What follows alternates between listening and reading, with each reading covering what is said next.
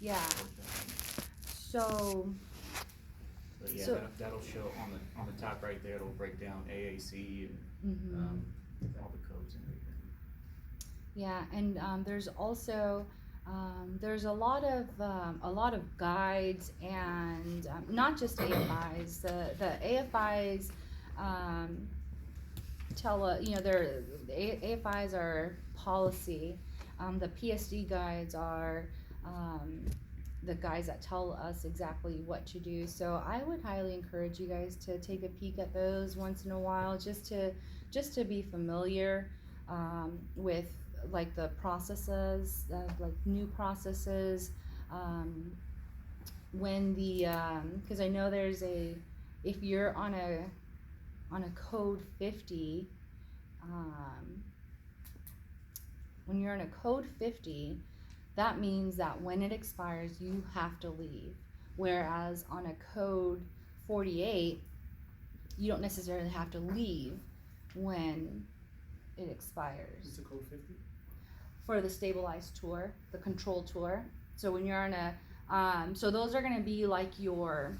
So my position is a code 50. So we get vectored into the job we're in, where we get selected, and then you're here on your code 50. It's a stabilized tour, meaning you're not here longer than 4 years. Once that 4 years hits, you're a mandatory mover at that point. So there's a certain time period where you should be looking at that at either the overseas equal listing if you're trying to go overseas, or the CONUS one, like the mandatory mover. I don't know if any of you have been overseas yet. In some 2 years, probably not. But you know, it's kind of similar to a DROS, right? Where like this pretty is, much. This is when you are leaving. Yeah, like you have to leave. Whereas the other one, the 48, once it expires, you don't necessarily have to move. You can stay there. And then also for the code 50, there's a time period where you can request to stay, like an additional 12 months or something, but that's a little more restricted. So these are all things that you should, again, you should know. Yeah.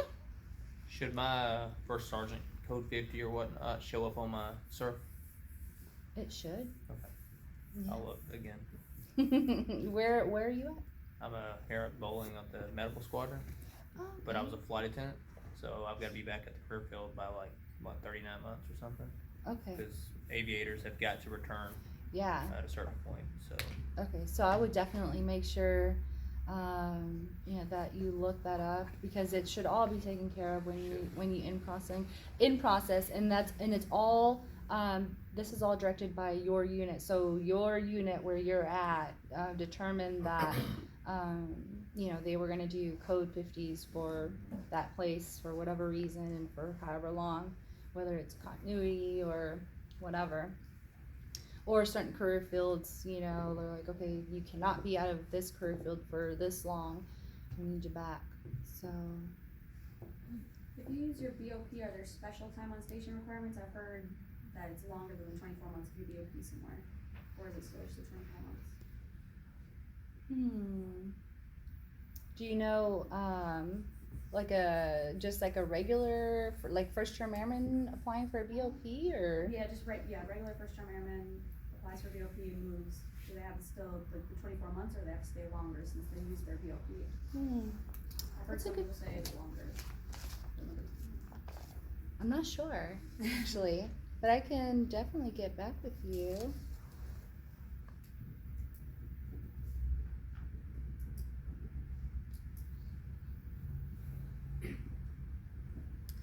So one of the things, again, so as a first term airman, right, you have like all these perks. You get to be called a first term airman, and you have like the base preference and stuff. But you can also apply for BOP as a career airman, second term or career airman. So again, all of these things that are changing. Yes, ma'am. Do you have to be on station for 24 months before you apply for BOP, or you can do it before the 24 months? Before you, as a first term airman? As a first term airman. That's like 59 months, right? Look, you know what? I'm not sure.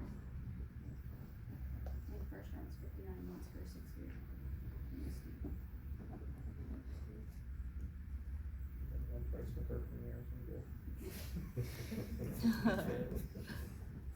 try to go apply, it'll tell you you don't need it too. It'll tell you if you're eligible or not. It'll boot you out, it'll tell you why you're not eligible. If you try to go to apply in MPF, it'll tell you either you don't have CJR, you don't need time on station, you're not in the window, it'll tell you multiple reasons why you can't. CJR is like the most common one. So where do you go to apply for? BOP, I'm virtual. virtual? There's no virtual. Like in the assignment section, was it basic purpose Self-service? application? Self-service? Yes. Self-service options. So, BNPF, what is it, virtual NPF, Mhm. should be the left-hand column, Mhm. self-service. And it'll drop down assignments. And on it, it's a pretty long list, but, not close to the top is basic preference application. I'd say first term airman or career airman, you choose which one. You're not trying to get out of here, are you? No, I just showed a bunch of people how to do this, a lot of people don't even know how to get to it. Yeah. So, But that's good that, you know, because, I mean, again, you know, a lot of people don't know about the resources that are out there, and if you're trying to help someone out, it's good to know where all these things are, and just to kind of check yourself first too, you know, like every once in a while pull a surf or a rip on yourself and make sure that all your stuff is right. We're always, especially at the MPF, we're always saying, oh, make sure your stuff is updated, and make sure this and make sure that. And sure enough, a couple years ago, I was missing, no, actually it was two decorations were submitted to my record, and one of them it was the same decoration, but one of them was signed and one of them wasn't. So there was like, so did you get it or not? Look at the second one, it's signed. Anyway, so just little things like that. Along with that, if whatever document is missing from your records, like say you get a line number for staff or tech, and a document is missing from your records, your promotion will get placed on hold until you turn in that document. So that's why it's important to make sure that you're constantly checking your stuff. And if you have airmen, or whenever you become a supervisor, make sure that you're helping them out as well in that regard. Do you guys have any other questions? As far as Yeah. the BOP for the career airman, that's fairly new, right? Yeah, and actually, you know what? It's kind of always been there. Hidden. Yeah. Yeah, you can still do it, and you can also look at the what is it called? It's not just the BOP.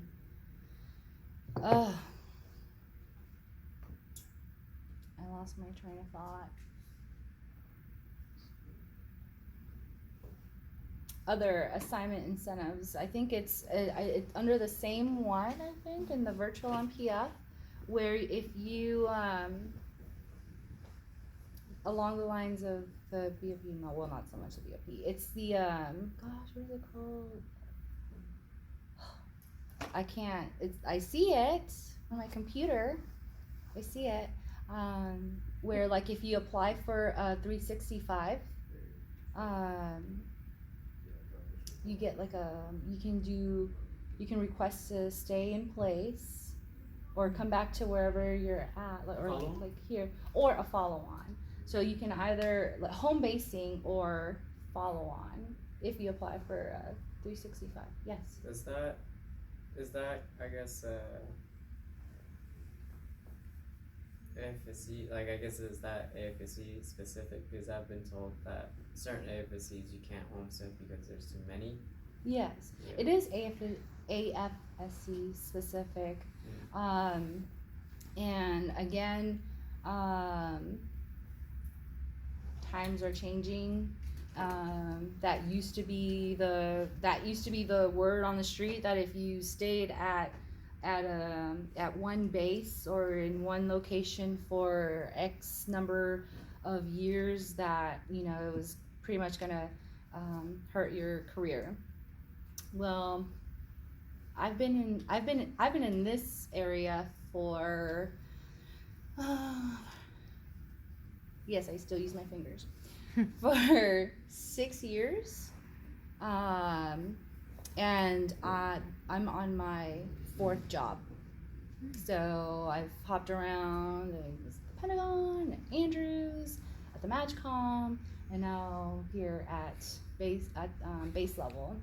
So it's definitely not been career damaging for me, I don't think, because I've moved around. Now, if you sit in the same cubicle for 7 years doing the same thing, well, that's a different story.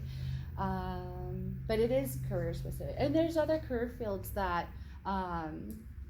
like I know for fuels, because one of my friends is she's her husband is a fuels guy, and they've been to like the same olive 3 places, because there's only like a handful of places a fuels guy can go, because their career fields, correct me if I'm wrong, has been like you guys went contracting, right?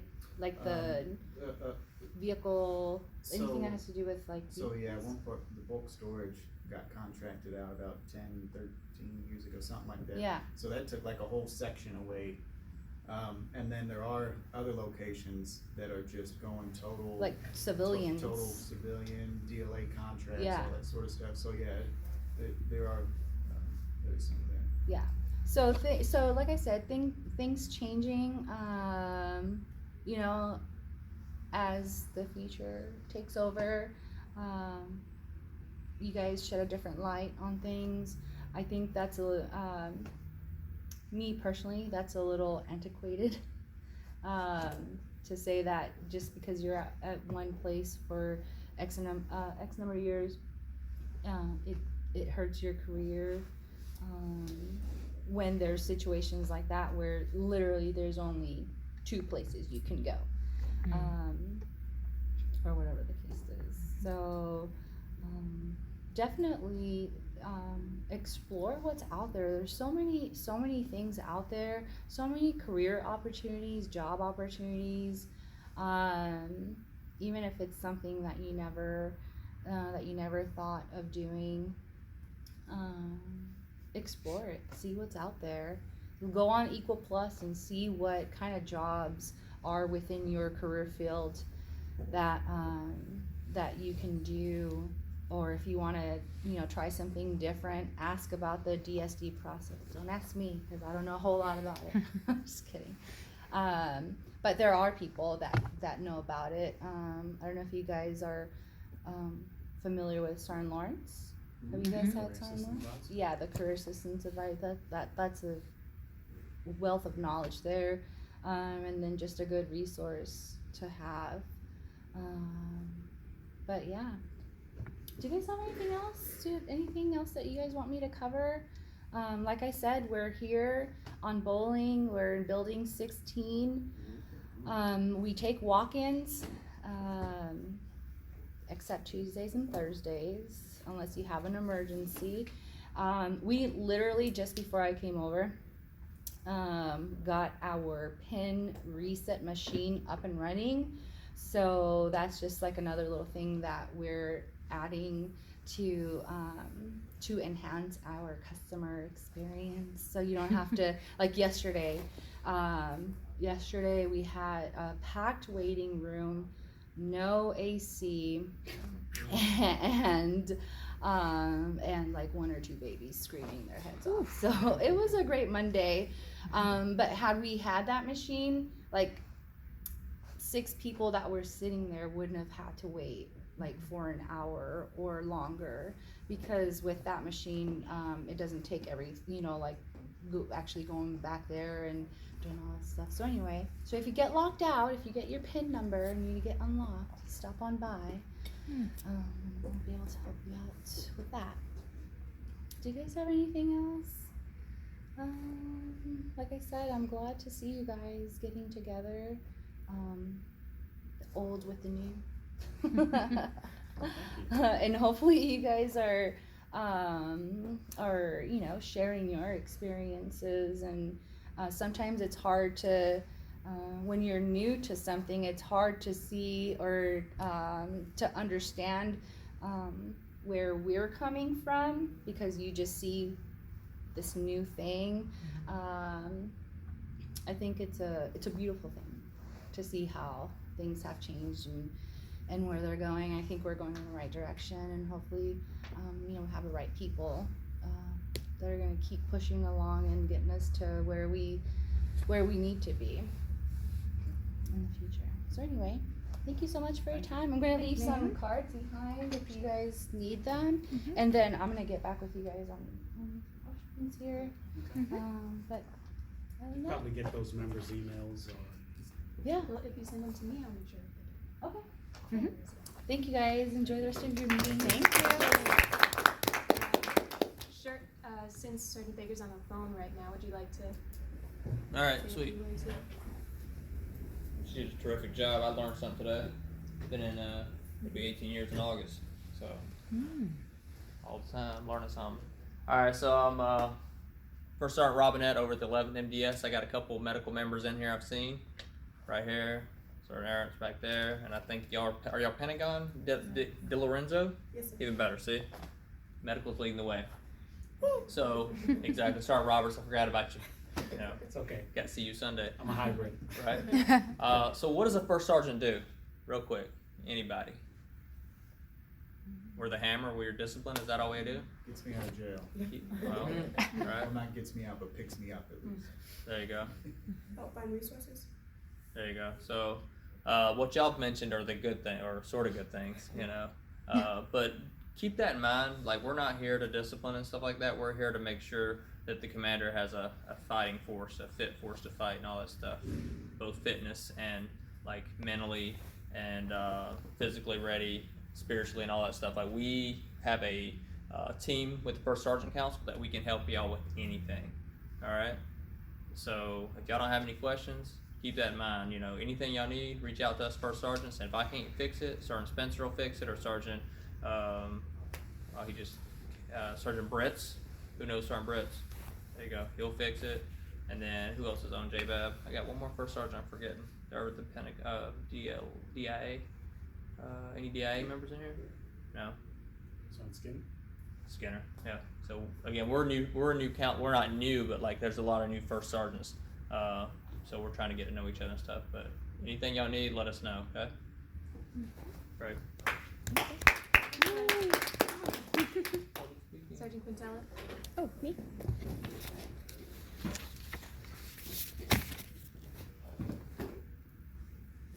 The money lady. Yeah, the money lady. Well, hey everybody, I'm Tech Sergeant Quintello. I'm the treasurer of the Rising Six, which is basically a fancy way for saying the money lady, where I handle finances for this private organization. So currently we have an account balance of $2,495.25, but we are hoping to beef up that account with this fundraiser, and Airman A. Bear put together these wonderful flyers, so you might have already seen that in your email, but I also have a stack of them here if you'd like them. I can leave them in the bag for you to take with you. So what we're doing is a bake sale fundraiser, and it's gonna be at the JBAB Main Exchange, and it'll be on Wednesday, June 26th from 1000 to 1400. So also, if you would like to donate any items for that, if it's homemade, that's fine. Or if you want to go out and buy something for the bake sale and you would like to contribute, just let me know, shoot me an email. And yeah, that's pretty much it. I was going to keep this short and sweet. Does anybody have any questions or anything? All right, awesome. Thanks, guys. Come out and buy baked goods. Yeah, come see us. Awesome. I'm so glad to be here today. Just got off the phone with one of my bosses. So today I want to talk to you guys about the truth about diversity. So when this topic comes to mind, you can go ahead and switch to the next slide there. All those pretty graphics. One more. Or go back one for me, I'm sorry. So like when you consider diversity and you see, you know, all the different hands and all the different shoes that are up there, you know, there are a couple of thoughts that tend to come to your mind immediately. So I want to kind of always like to do the Q&A, always like to do the process of engagement to make sure, you know, I'm getting mutual feedback as well too. So, you know, feel free to interject and then have a conversation with me, because it's really what it's all about, having a conversation. So when I say the truth about diversity and you see those bells and whistles start, you know, running or turning, what do you guys automatically think when you hear about, you know, that topic? Different people, different backgrounds. Different people, different backgrounds? Anybody else? The U.S. United States? And when you think about what he just said with the United States, and you think about us in the military being a bit of a microcosm of society in general, you see that, just look around the room, you see, you know what I'm saying, there's a lot of people from different backgrounds, but not just about backgrounds, and we'll get into that later. It's also about different experiences and different mindsets as well too. Next slide. So, want to kind of bring the corporate vibe in, but also be able to apply it to the military as well.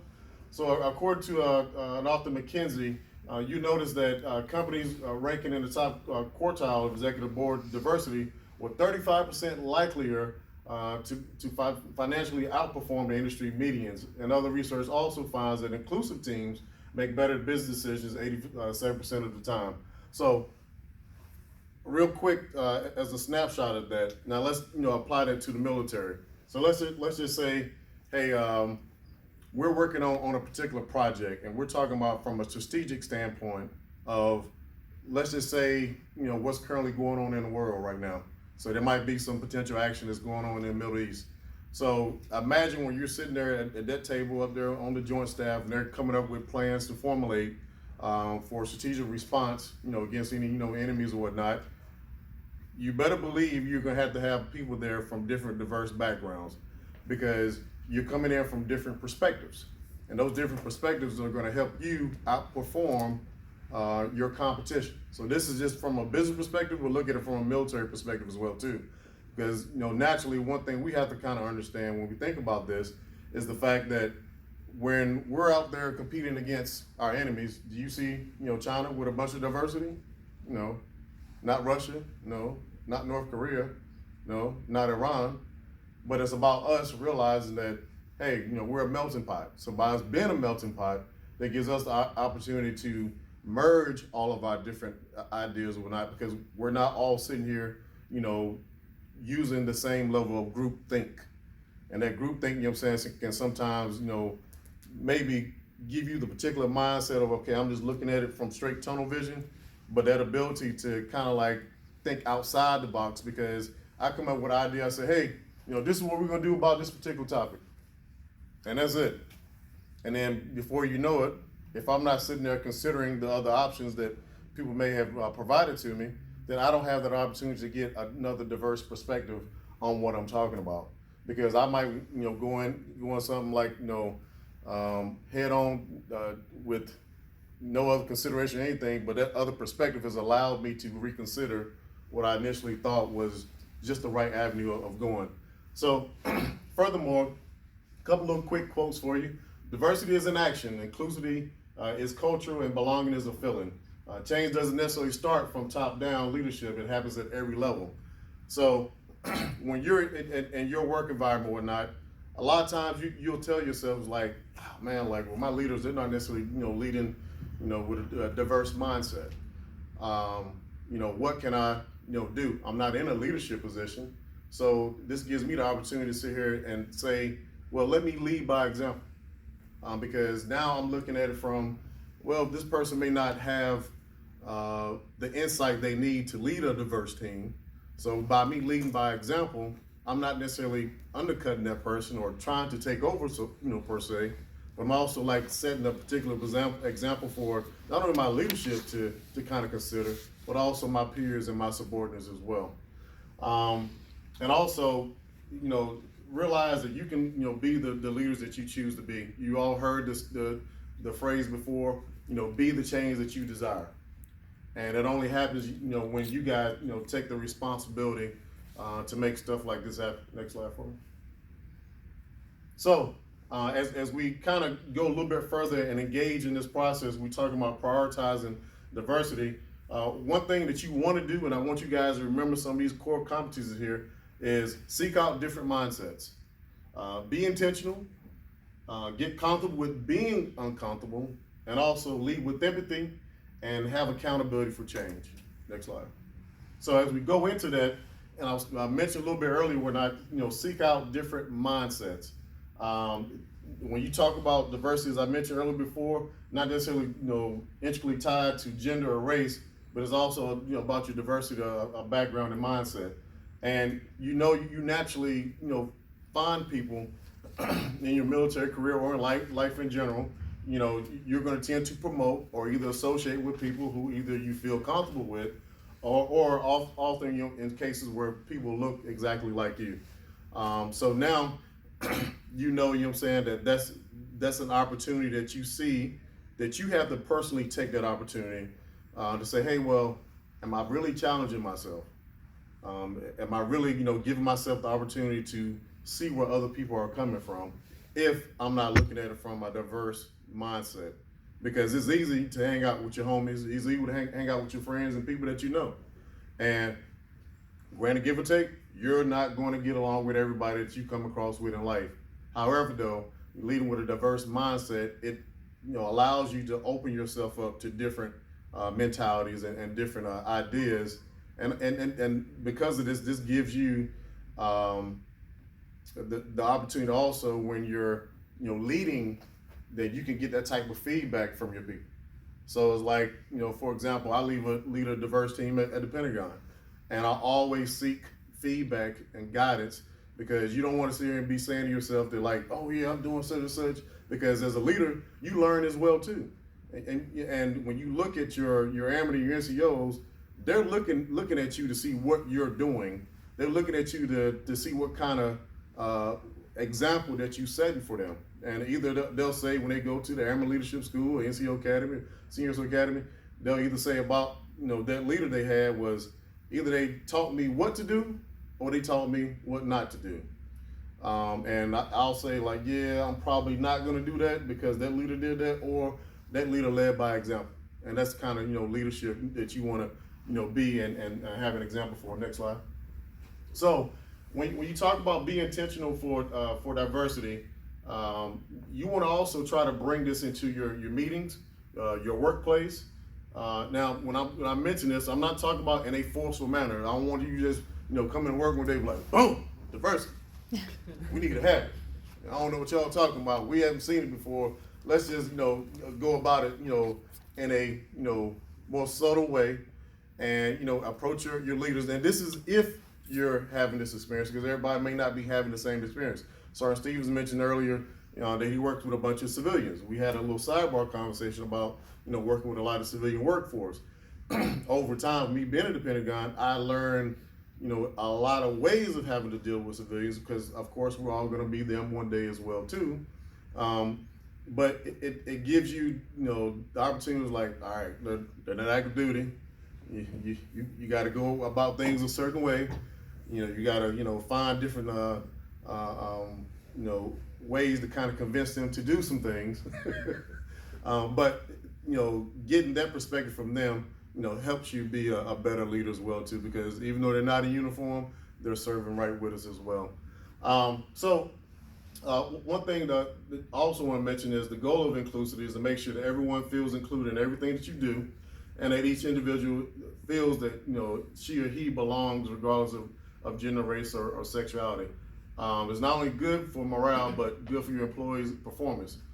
Research has also found and indicated that hiding our true identity dramatically declines our professional performance. For diversity initiatives to be successful in the workplace, we must be open to different points of view and allow workers to express their individuality. Now, when I say you want to allow your employees to express their individuality and whatnot, you always want to lead with a sense of empowerment. Not the delegation portion. I always tease one of my sisters a lot because, she's a manager and boy does she love to delegate.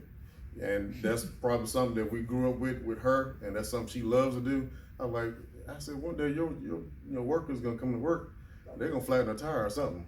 It's like you do a lot of delegating, but apart from like teasing my sister there, when your employees see that you value them, when they see that you believe in them, then they're gonna come to work and work 10 times harder. Wouldn't you agree? Because they know, by you approaching them and saying, hey, Sergeant Tiller, I heard you speak a little German, right? Guten Tag. Ja, guten Tag. Genau. Yeah, genau. Ja. Geht's dir gut? Ja, sehr gut. Sehr Und dir? gut. Wie geht's dir? Ich bin müde. Ja, ich auch ein bisschen. Yeah, genau. So, All I know is I'll speak on a little bit of that later, because you wouldn't necessarily be expecting that, I'm out here speaking German, right? But I'll talk about that with a little bit later, because now I say mein Deutsch ist kaputt, so don't go too far.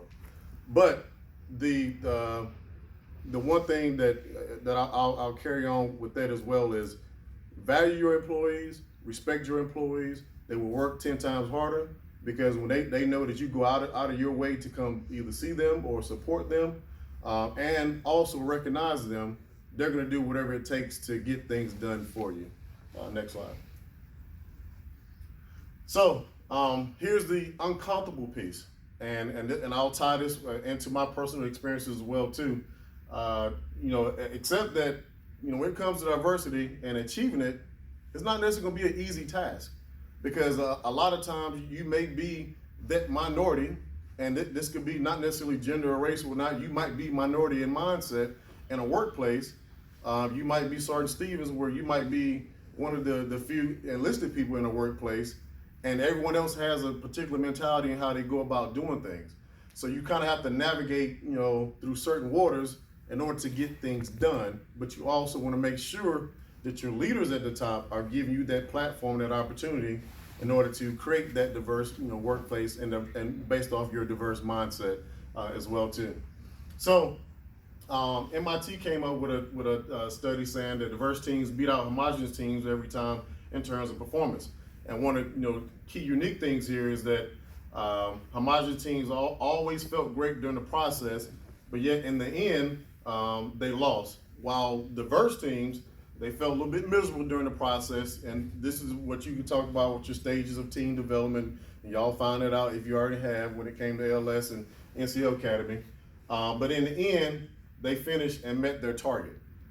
So no one is telling us how hard it is when it comes to getting comfortable with being uncomfortable. But you have to embrace that, because the ultimate outcome will be better for you in the end. And this is a part of you guys challenging yourselves to be a part of diverse teams as well. Next slide. So one thing I always advocate a lot is empathy. Empathy, will carry you so much further in life, more than you ever would think. And here's why.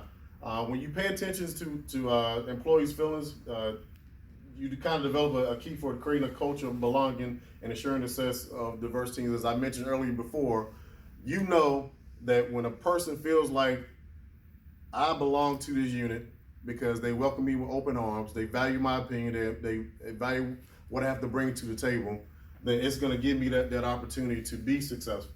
And again, you're going to retain employees of all backgrounds if you make them feel heard, as I mentioned, because how people feel within their company is a reflection of how long they'll stay. Now that might be per se in the business world, but also think about it from the military. The minute that you get somewhere and you're assigned to a location, you may love the area here in the DMV, but you got terrible leadership, because it's all about how they made you feel. And one thing I always say to myself, and of course this is a learning process. Don't feel like that your limitations might be showing up now, because that's all the process of evolvement. If you knew that you were a person that didn't grow up with a diverse background, it's okay. We're in the military now. We're a microcosm of society. We are a diverse force. Take that now as an opportunity to learn the things that you didn't have the opportunity to learn growing up. Next slide. And then also you want to have a accountability for change. We need to start being more conscious of our unconscious and know that we can do more and be better when it comes to creating cultures of inclusivity. Transformation will happen when we have accountability for change. And at the end of the day, treat your employees like your family. You guys are my family. I don't care how many of y'all are in here. I don't care if it's 1 or 2. Y'all are family because I believe in the motto of pay it forward. When I came in and I had like some strong senior CEOs that were literally, task saturating us, a lot of us airmen with stuff, I was like, man, does the boss like us? You should give me a whole bunch of work. But not knowing at the time, the boss was actually empowering us to have us doing tasks that were really set for NCOs that help prepare us, along the future. So that way it kind of laid the groundwork for us to be successful in our careers going forward. Next slide. So personal experiences, and I'll kind of wrap this up real fast here. I will tell you that my Air Force career hasn't necessarily been easy at all times. Nobody is going to tell you that they had a perfect Air Force career. From my perspective, I grew up in Greenville, North Carolina. Back home, we call it G Vegas. ECU is a party school, so I guess that's where it comes from. But, fortunately, unfortunately, the mentality there, when I grew up there was, we were still having, segregated, homecoming king and queen at the time. And this is not many years ago. This is not a moon ago. And then the consideration that people had at the time was either you're white, black, or Mexican. That's it. There's no in between. So I was like, okay. I kind of grew up, in a military family. My dad, 24 years Army, 2 Bronze Stars. But I told myself I already served 18 years in the military in the Army. I'm good. I'm joining the Air Force.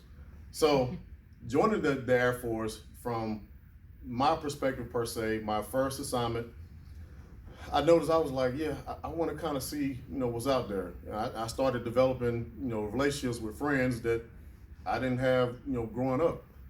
So I had a lot of Hispanic friends and African American friends in my first assignment, or anybody in general. Because to me, when I was in high school, I was my high school class president. I was the popular dude or whatever. Everybody knew me from probably doing this, which is what I'm doing now. I didn't mind hanging out with the jocks, the geeks, the nerds. I always, wanted to make a relationship with everybody. So there was never a crowd that I was uncomfortable with. And that's kind of what I'm trying to get you guys to realize as well too, is like, if you're uncomfortable around a certain crowd, well, you probably need to find out a way to get comfortable. And that starts with building and fostering those relationships. Me coming in, and I kind of, found out, a little bit about different cultures from Latin America. I developed some really good friendships there. Then I moved to Germany. I was stationed in Germany for 5 years, hence why me and Sergeant Cotillo are probably speaking a little German. Y'all probably scratching here what you're talking about. But I also had some landlords in my apartment I stayed in. They were from Kazakhstan, so they were Russian. And they used to hook me up. They was like, hey, I need you to give me some of the BX. I was like, okay, cool. They used to give me a meal every day. So that was a working relationship. So I've definitely benefited from that one. One thing I did kind of scratch my head with a little bit was the fact that they went home to visit the Kazakhstan and came back and gave me like a Russian English translator book. I was like, well, it's kind of no good.